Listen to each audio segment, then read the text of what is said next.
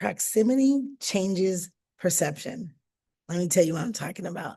Have you ever noticed if you travel outside of the country that you live in? I happen to live in the United States. I'm going to give you a quick example how proximity changes perception.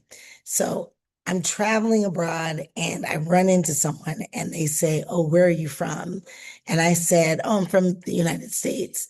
And she said, "Oh, me too." She said, "What part?" And I said, "I'm from California." She said, "Oh, me too." Like, what part of California? I said, "Northern California, Oakland," right? So I didn't play the game too hard, but I'm like, "Northern California, Oakland." And she says, "So am I." And I said, she says, where do you live? And I said, I gave her my cross streets, like, let's just say 52nd and Martin Luther King Jr. Boulevard. And she said, "That's unbelievable because I live at 54th and Mason." Okay, I'm making this up, right? Of course, I'm not going to give you my address.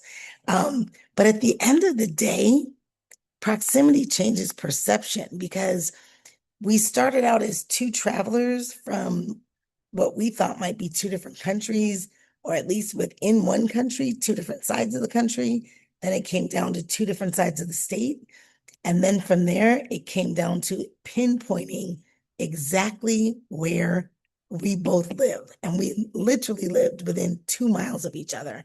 So we crossed each other's paths in another country and we literally lived around the corner from each other. I bring all this up to say when leaders are trying to understand the problem at hand, a lot of times they'll say, "Oh, it's a sales issue, it's a growth issue." And my next question is, "Tell me more." And they're like, "What do you mean? We don't have enough sales." And I'm like, "Okay, so are you looking at sales from an inbound perspective, an outbound perspective?" And they're like, no, we mostly do outbound." "Okay, great.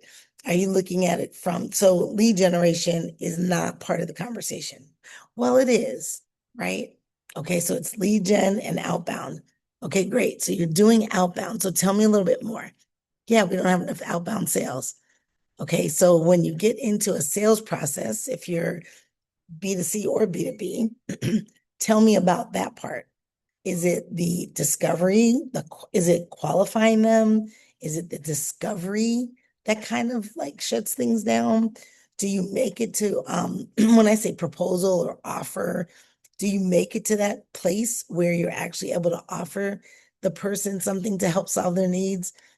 And then I get the deer in the headlights look, like I've not broken it down to that scenario.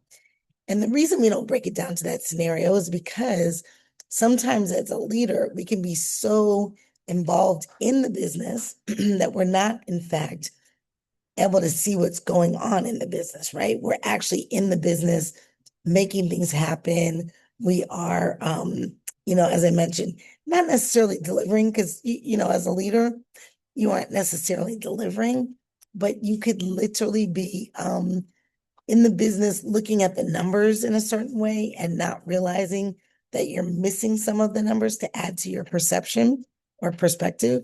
So that's a big deal. I personally believe that if you can leverage your best data and your best thinking around the data and what it means and what story it tells, you can get a lot further with unhiding revenue leaks and pinpointing exactly what's happening in the business, where things could be better, where things are great, and all of that. What I really like about the process when I'm doing assessments, and I've done a couple this week, is most of the time it's things that become invisible. Have you ever watched a pot of water boil? I didn't think so because no one does that. But it's literally like watching a pot of water boil. We're not watching our businesses do what they do as they do it.